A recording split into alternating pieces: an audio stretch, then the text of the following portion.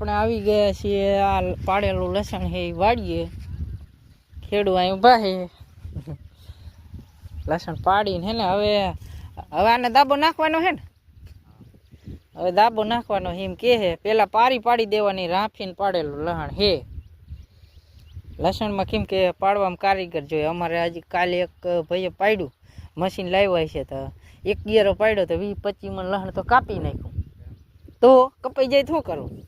આમાં જો કપાણો નહીં, પેલા પારી પાડી દેવાની ને પછી વખેડું રાફીને. કા લસણ તો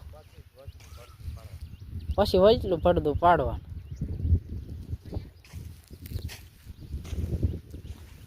આ છે લસણ. ઓ લસણના ભાવ તો સારા. કા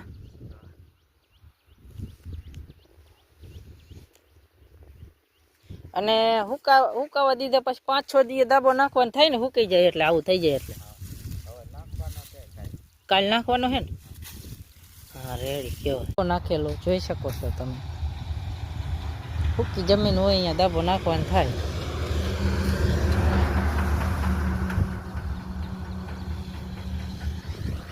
આ રીતની હે ને પારી ચડાવી દેવાની માટી. મોરું લસણ હુકાઈ જાય 4-5 દી હુકાવા દેવાનું પછી દાબો નાખવાનો.